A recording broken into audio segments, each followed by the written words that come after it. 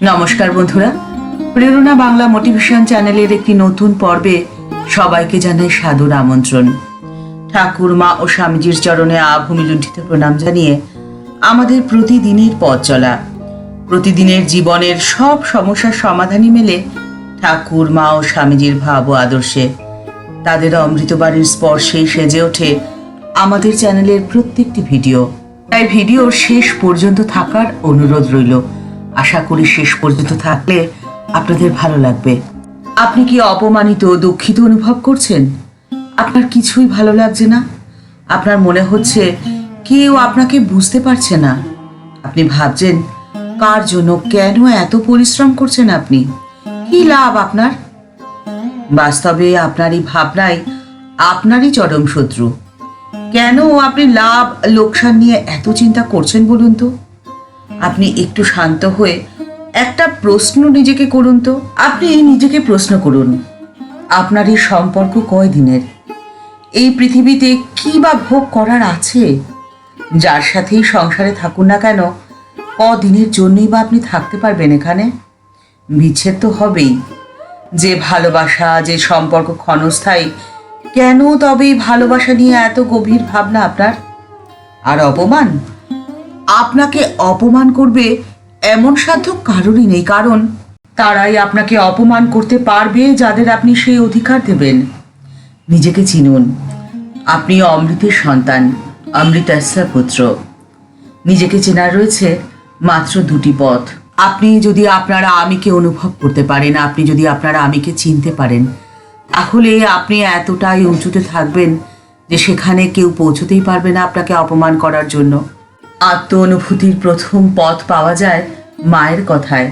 মা বলছেন, মন ও বাক্যের অতীত হলেন নির্গুণ ব্রহ্ম, আর মায়া দিয়ে আবৃত থাকে সগুণ ব্রহ্ম।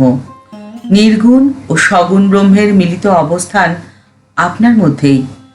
নির্গুণ ব্রহ্ম হল নিষ্ক্রিয় তরঙ্গবিহীন, আর সগুণ ব্রহ্ম তা সক্রিয়।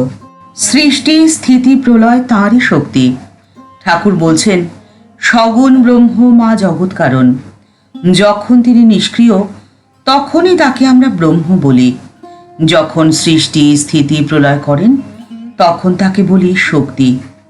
ঠিক যেমন স্থির জল ও জল, আবার জল যখন হেলছে দুলছে, তখনও তো সে জল। আবার দেখবে সাপ যখন নড়ে, তখনও সে সাপ। আবার যখন সে শীত ঘুমে কুণ্ডলি পাকিয়ে থাকে, তখনও তো সে সাপ। তার মধ্যে সমস্ত শক্তিই রয়েছে। মেঘ যেমন সূর্যকে ঢেকে রাখে, ঠিক তেমনভাবেই আপনার অন্তরে চৈতন্য স্বরূপ আত্মাকে আবৃত করে রাখে মায়া। সত্যিকারের জ্ঞানের অভাবই হলো সেই কারণ যার জন্য আত্মাকে, আপনার অন্তরের ঐশ্বর্যকে আপনিই চিনতে পারছেন না। আর সেজন্যই সাপকে ভাবছেন রজ্জু। আপনার অন্তরের যত দুঃখ, বেদনা, মান, অপমান বোধ, সবই যে মায়ার বিক্ষেপ শক্তি থেকে নির্গত হয়েছে। সেই মায়ারূপ কচুরি পানা থেকে সচ্চিদানন্দ জলকে আপনাকে আলাদা করতে হবে। ঠাকুর তাই তো বলেছেন, অন্তরে সচ্চিদানন্দ হলেন জল, আর মায়া হলো তার মধ্যে ভেসে থাকা পানা। ঠাকুর বলছেন, তোমরা যদি সেই পানা সরাতে পারো, তাহলে দেখবে পরিষ্কার জল পুকুরের নিচ পর্যন্ত দেখা যায়। সেই পরিষ্কার সচ্চিদানন্দ সাগরে তোমরা তোমাদের স্বরূপ দেখতে পারবে, তোমরা চিনতে পারবে নিজেদেরকে। আপনার অন্তরে যে অসীম শক্তি ঘুমিয়ে আছেন, তাকে তখন আপনি উপলব্ধি করতে পারবেন। আপনি তখন বুঝতে পারবেন যে আপনি কত দামি। আপনার আত্মজ্ঞান জাগরিত হবে। মা তাই তো বলছেন, জ্ঞান হলে ঈশ্বর টিশ্বর সব উড়ে যায়। দেখো, ঈশ্বর আছেন বলেই তো জীবজগৎ, আবার জীবজগৎ আছে বলেই ঈশ্বরের ঈশ্বরত্ব। যতক্ষণ আমি আছি, ততক্ষণ ঈশ্বর জীব জগৎ রয়েছে।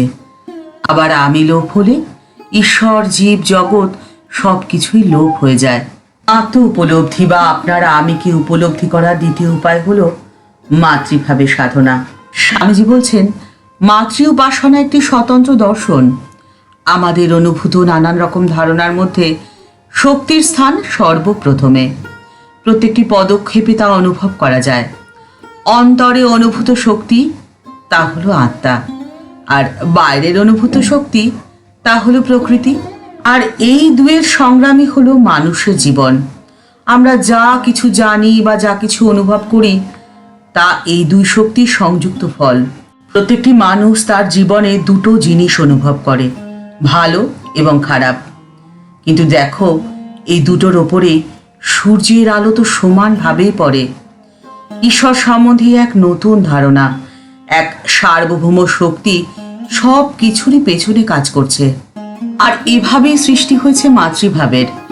ক্রিয়া প্রকৃতির ধর্ম, আত্মা বা পুরুষের নয়। তাই তো নারীর সব কিছু রূপের মধ্যে মাতৃমূর্তি সবার ওপরে উচ্চ স্তরে বসে রয়েছে। আর মাতৃ সাধনাই হচ্ছে উচ্চ স্তরের সাধনা। আর এই সাধনার মধ্যে দিয়ে আপনি আপনার আমিকে অনুভব করতে পারবেন, উপলব্ধি করতে পারবেন আপনার অন্তরের ঐশ্বর্যকে।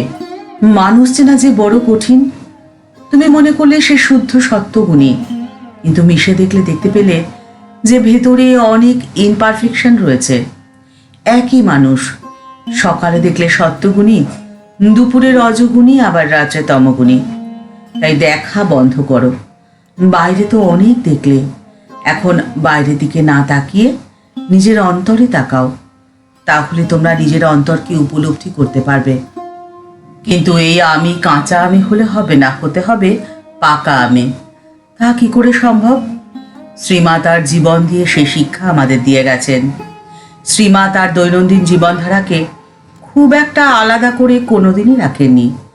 স্বাতন্ত্র্য বোধ আসে অহংকার বোধ থেকে, কিন্তু মা অহংকার শূন্যা। আর সেজন্যই তিনি নিজেকে এবং নিজের সংক্রান্ত কোনো বিষয়কেই কখনোই প্রাধান্য দেননি। সংসারে মানুষ নিজের আমিটাকে বড্ড বেশি প্রকট করে থাকে, আর নিজের আমার এই বিষয়গুলির জন্য বড় বেশি সোচ্চার হয়। আর ঠিক এটাই কারণ যে জন্য সংসারে শান্তি বিঘ্নিত হয়। মায়ের হৃদয় সবসময় শান্তির ঘরটি পূর্ণ থাকত। সংসারে অশান্তি নিবৃত্তির সূত্রটি শ্রীমা সারদা দেবী তার জীবনের মধ্যে দিয়ে আমাদের শিক্ষা দিয়ে গেছেন। আর ঠিক তেমনভাবেই মা স্পষ্টভাবে উচ্চারণ করে আমাদেরকে শিখিয়ে দিয়ে গেছেন। মা বলেছেন, যা কিছু করো না কেন সকলকে নিয়ে একটু মান দিয়ে পরামর্শ শুনতে হয় বই কি। সব লোককেই কিছু কিছু অধিকার দিয়ে নিজেকে একটু নিচু হয়ে চলতে হয়। মা বলছেন, কথায় মত হওয়া ভালো নয়। ইট মারলে পাটকেল তো খেতেই হয়, তাই সবসময় সাবধানে চলতে হয়। ঠাকুরমা ও স্বামীজির চরণে প্রণাম জানিয়ে আজকের পর্ব এখানে শেষ করছি। দেখা হচ্ছে পরের পর্বে। ভিডিওটি যদি ভালো লেগে থাকে তাহলে তা শেয়ার করার অনুরোধ করছি।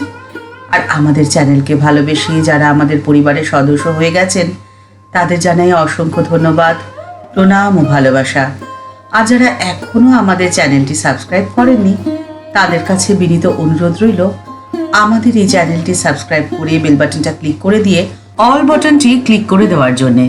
তাহলে এই চ্যানেলে ভিডিও আপলোড হওয়ার সাথে সাথেই আপনার কাছে নোটিফিকেশন চলে যাবে। সবাই ভালো থাকবেন, সুস্থ থাকবেন। নমস্কার।